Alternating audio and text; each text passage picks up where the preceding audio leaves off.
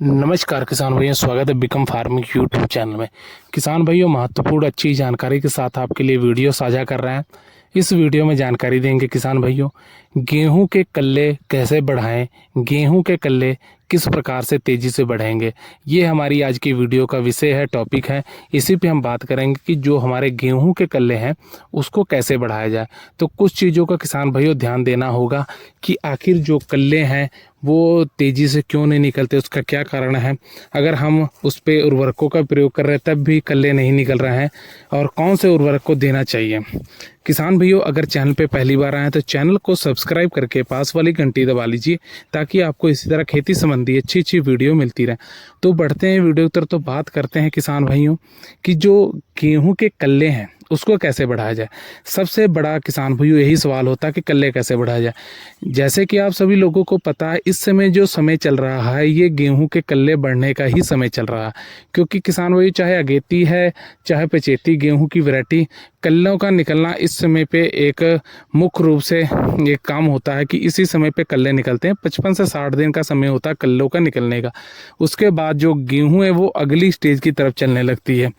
किसान भाइयों, 2-3 कारण होते हैं जिस वजह से कल्ले पूर्ण रूप से नहीं निकल पाते और गेहूं की ग्रोथ नहीं हो पाती।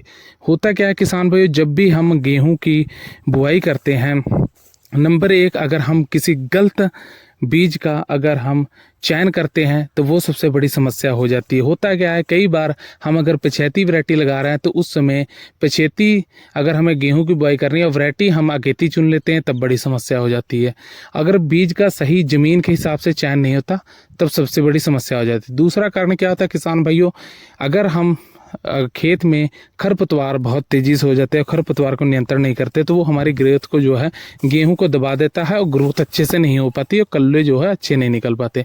और किसान भाइयों, जो तीसरा कारण रहता है, अत्यधिक जब हम उर्वरकों का प्रयोग कर देते हैं तब भी हमारे कल्ले नहीं निकल पाते हैं। अब ये चीज़ें होती हैं। अब किसान भाइयों, यहाँ पे क्या करना है, अगर आपने पहले पानी को लगा दिया है, उसके बाद आपको किन चीज़ों का प्रयोग करना है जिससे कि कल्ले बहुत ही अच्छे जो आपको देखने को मिलेंगे। ग्रोथ प्रमोटर तरह तरह के आते हैं, ग्रोथ प्रमोटर का भी प्रयोग करते हैं। सब चीज़ें अपनी अपनी जगह पे अच्छी होती हैं। अब किसान भाइयों, कल्लों को बढ़ाने के लिए सबसे मुख्य रूप से कारण क्या है, यूरिया का प्रयोग कर रहे हैं तो उनके साथ अब किन चीज़ों का, यूरिया के साथ बहुत सारे किसान भाई मैग्नीशियम सल्फेट डालते हैं, बहुत अच्छी चीज़ है। सागरिका डालते हैं ग्रोथ प्रमोटर के तौर पे, ह्यूमिक एसिड, जिब्रेलिक एसिड, इन सब चीज़ों का प्रयोग करते हैं। पर जो हम आज आपको फार्मूला बता रहे हैं उसमें आपको किसान भाइयों यूरिया के साथ 3 चीज़ों का प्रयोग करना है।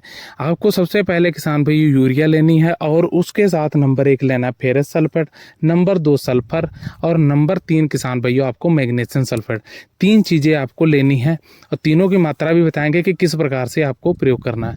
किसान भाइयों, आपको सबसे पहले जो यूरिया है, यूरिया ले लेनी है 20 से 25 किलो आपको यूरिया ले लेनी है। और उसके साथ किसान भाइयों जो फेरस सल्फेट है 4 से 5 किलो आपको किसान भाइयों फेरस सल्फेट को ले लेना है। और जो आपका किसान भाइयों सल्फर है 3 किलो आपको सल्फर ले लेना है।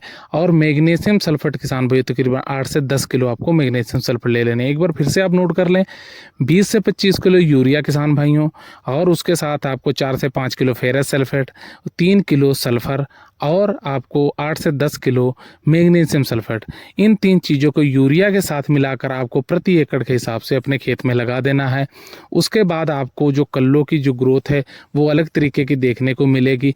बहुत ही तेज़ी से आपको कल्ले जो है बढ़ते हुए 1 हफ्ते के अंदर आपको इसका रिजल्ट देखने को मिल जाएगा। 1 हफ्ते में आपको काफ़ी ज़्यादा कल्ले जो हैं निकलते हुए दिखाई देंगे। गेहूँ की ग्रोथ जो है काफ़ी तेज़ी से बढ़ने लगेगी। इन चीज़ों का आपको प्रयोग करना है। किसान भाई, जब भी इस उर्वरक का प्रयोग करें, ध्यान देना है कि खेत में ज़्यादा ओस नहीं होनी चाहिए, तभी आप इन उर्वरकों का प्रयोग करें अच्छा रिजल्ट देखने के।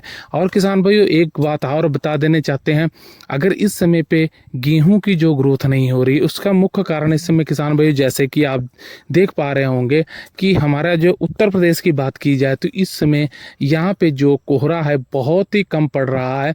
कोहरा या अगर देखा जाए तो बिल्कुल भी नहीं पड़ा, कुछ जगहों पे पड़ा, कुछ जगह। तो जो किसान भाइयों गेहूं की फसल है ये ठंडी के कारण भी होती है। अगर अत्यधिक ठंडी नहीं पड़ती है तो गेहूं की फसल अच्छे से ग्रोथ नहीं करती है। तो गेहूं की फसल के लिए कोहरे का पड़ना भी बहुत ज़रूरी होता है। तो कुछ ये भी कारण है जिस वजह से ग्रोथ नहीं हो रही। पर किसान भाइयों अगर आपने इन चीज़ों का प्रयोग नहीं किया तो हमने जो फार्मूला आपको बताया इन 3 चीज़ों को मिलाकर यूरिया के साथ अभी दे सकते हैं और आपको बेहद ही अच्छा रिजल्ट जो है देखने को मिलेगा और बहुत ही अच्छी ग्रोथ, अच्छे कल्ले और इसके साथ साथ पीलापन गायब हो जाएगा, पत्तियों का हरा भरा बन जाएगा, खेत में हरियाली आपको देखने को मिलेगी। अच्छी ग्रोथ के साथ किसान भाइयों बहुत क्लोरोफिल की मात्रा पूरी होगी तो पत्तियां हरी हो जाएंगी। किसान भाई जड़ों का विकास होगा तभी जो है हमारी गेहूं के कल्ले और ग्रोथ अच्छी होगी, कल्ले निकलेंगे। तो उम्मीद करते हैं हमारे द्वारा दी गई जानकारी अच्छी लगी तो वीडियो लाइक कीजिए, शेयर कीजिए, चैनल को सब्सक्राइब करके पास वाली घंटी दबा लीजिए। धन्यवाद।